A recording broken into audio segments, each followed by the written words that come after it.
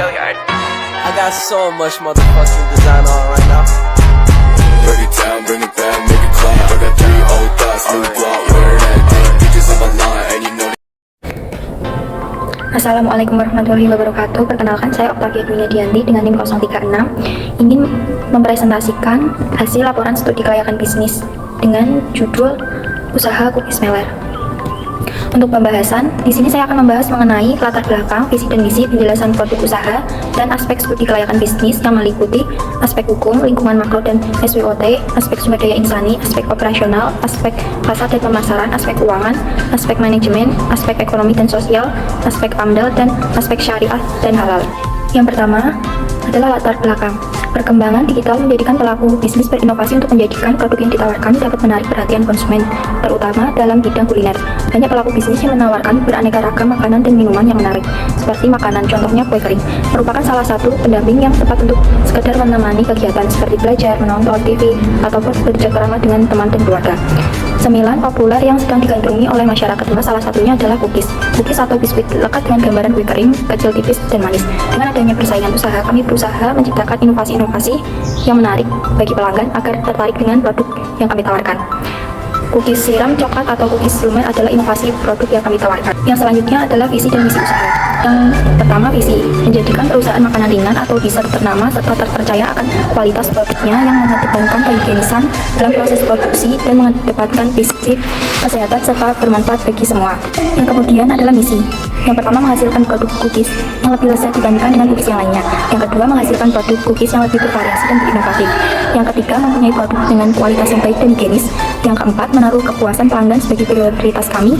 Yang kelima, mengutamakan dan menjaga kepercayaan pelanggan karena menciptakan lapangan pekerjaan baru sehingga dapat memberikan manfaat yang besar bagi sesama. Yang selanjutnya adalah penjelasan produk usaha. Cookies meler atau comel merupakan jenis produk makanan ringan yaitu kue kering. Untuk membuat cookies ini, bahan yang digunakan adalah sama dengan bahan yang digunakan untuk membuat cookies pada umumnya. Kue kering ini banyak dinikmati oleh masyarakat Indonesia karena kue ini sangat terkenal dengan rasa yang kering dan gurih. Cookies meler berbeda dengan produk cookies lainnya karena cookies ini memberi topping dan lelehan coklat atau rasa lainnya sebagai fla, sehingga memberikan nuansa berbeda ketika dimakan. Pengolahan produk ini menggunakan bahan baku yang berkualitas baik dan tidak menggunakan bahan pengawet sehingga menghasilkan rasa yang khas dan lezat. Yang selanjutnya saya akan membahas mengenai aspek studi kelayakan bisnis. Untuk yang pertama adalah aspek hukum. Aspek hukum ini mencakup legalitas usaha. Untuk legalitas usaha, perjanjian sewa menyewanya, perjanjian yang dilakukan oleh pemilik usaha cookies berupa perjanjian tertulis maupun perjanjian lisan yang sudah diperhatikan bahwa objek dari perjanjian tersebut digunakan sebagai kegiatan usaha. Untuk perjanjian surat izin usaha atau SITU merupakan surat izin pendirian usaha yang didapatkan dengan mengajukan ke dinas daerah setempat. Berdasarkan hal tersebut, perusahaan juga akan mempersiapkan surat izin untuk mengenai tempat usaha tersebut. Nama usahanya adalah Cookies Meler atau bisa disingkat dengan comel. Pemiliknya Octavia Dunia Dianti, alamatnya Jalan Fatmawati, Blodongan, Sidoarjo, Kota Salatiga, nomor telepon 0858 6755583. Bisa dilihat di situ terdapat logo dari usaha Cookies Meler. Kemudian aspek lingkungan makro dan SWOT. Yang pertama adalah kekuatan. Bahan baku relatif mudah ditemukan. Yang kedua, tidak menggunakan bahan pengawet. Yang ketiga, olahan berbahan dasar coklat yang sangat digemari berbagai kalangan dengan varian lainnya seperti strawberry, vanilla, dan lain-lain.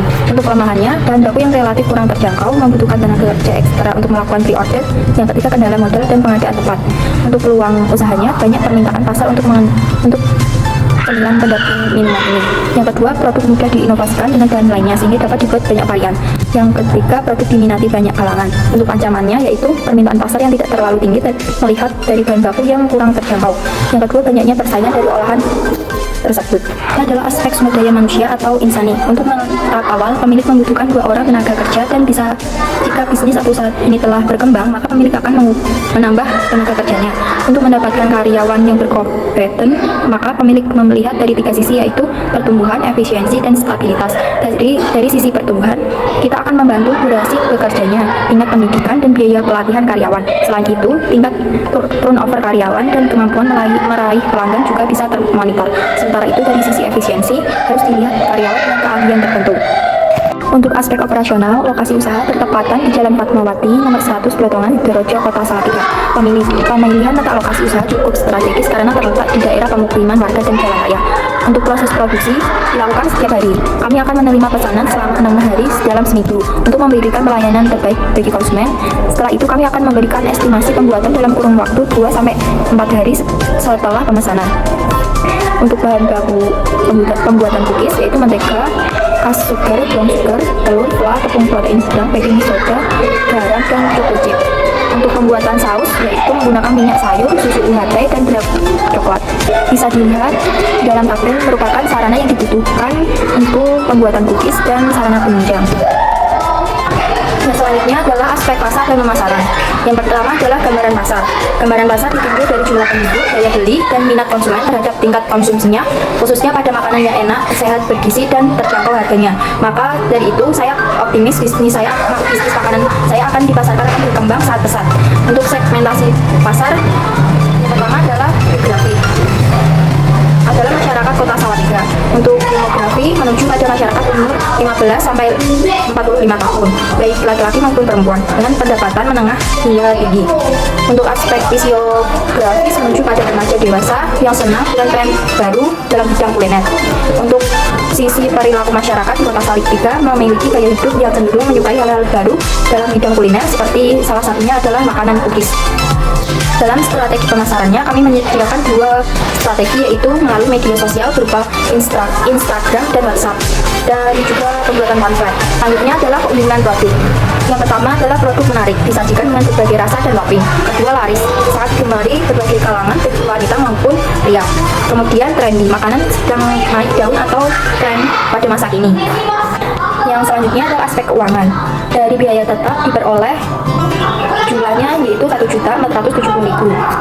Kemudian biaya variabel 1.780.000 dan jumlah biaya tenaga kerjanya adalah 2 juta. Kemudian adalah aspek analisis keuntungannya.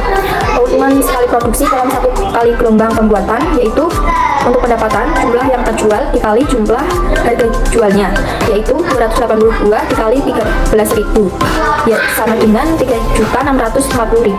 Untuk laba bersihnya yaitu total pendapatan dikali biaya produksi, jadi 3.650 dikurangi dengan 3.620.000 menghasilkan laba bersih sejumlah 20.000.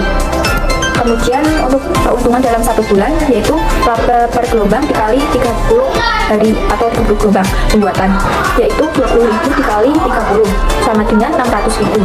Untuk proyeksi keuntungan bersih dalam 1 bulan yaitu selama 1 tahun keuntungan dalam 1 bulan dikali 12 bulan, yaitu 600.000 dikali 12 bulan mendapatkan keuntungan bersih sejumlah 7.200.000. Di sini selanjutnya saya akan menjelaskan tentang aspek manajemen. Aspek manajemen dalam usaha ini memuat direktur utama, manajer keuangan, manajer pemasaran, dan manajer produksi. Untuk analisis aspek ekonomi dan sosial, bisnis ini memiliki dampak positif bagi masyarakat sekitar. Misalnya, bisnis ini dapat menciptakan lapangan pekerjaan baru karena pasti membutuhkan pegawai untuk menjalankan usahanya. Dengan demikian, lapangan pekerjaan ini dapat membantu menurunkan tingkat pengangguran dan ketersediaan lapangan pekerjaan, juga membantu meningkatkan kesejahteraan hidup bagi masyarakat. Selanjutnya adalah aspek AMDAL atau lingkungan. Analisis yang dilakukan oleh usaha Tismelet ini adalah rencana kelola lingkungan atau RKL. Rencana kelola lingkungan RKL yang dibuat usaha kami merupakan dokumen yang memuat upaya-upaya untuk mencegah, mengendalikan, dan menanggulangi dampak penting lingkungan yang bersifat negatif, meningkatkan dampak positif sebagai akibat dari suatu rencana usaha atau kegiatan yang dilakukan oleh usaha kami. Yang selanjutnya adalah aspek syariah dan halal. Produk halal adalah produk yang telah menyatakan halal sesuai dengan syariat Islam. Produk yang beredar di masyarakat belum semuanya terjamin kehalalannya. Adapun jenis-jenis makanan yang dihalalkan yaitu segala macam makanan yang tidak mengandung unsur menjijikan atau kotor. Yang kedua, semua jenis makanan yang tidak mendatangkan mudarat bagi kesehatan, jasmani, moral, dan akal. Dan ketiga, semua jenis makanan yang tidak diharamkan di dalam Al-Quran dan hadis. Dalam usaha Tismelet kami telah menerapkan prinsip halal sehingga baik untuk dikonsumsi bagi kesehatan. Yang selanjutnya adalah kesimpulan dari studi kelayakan bisnis mengenai usaha Tismelet ini. Tujuan dari studi kelayakan bisnis ini adalah untuk meyakini apakah usaha Tismelet merupakan usaha yang layak dijalankan atau tidak. Adapun beberapa hal yang butuh analisis kelayakan Cookies Mailer, yaitu lokasi usaha. Bisa dilihat dari hasil pengamatan, dapat disimpulkan bahwa lokasi usaha cukup strategis dan mudah dijangkau oleh masyarakat dan bertempatan di samping jalan raya. Peralatan dan bahan baku penggunaan yang baik dapat mendukung kemudahan dalam meningkatkan kapasitas produksi cookies ini. Selain itu, pemilihan bahan baku yang baik menentukan kualitas cookies menjadi berkualitas, yang kemudian tenaga kerja memiliki kemampuan dalam memproduksi cookies dan memberikan layanan kepada konsumen. Serta dalam aspek keuangan, sangat mendukung untuk usaha tersebut dijalankan. Cookies Mailer ini juga menerapkan prinsip kehalalan dan menerapkan prinsip syariat. Jadi, berdasarkan pembahasan di atas dan laporan penelitian yang kami lakukan, maka dapat disimpulkan bahwa usaha Cookies Mailer ini sangat layak untuk menjalankan bisnisnya.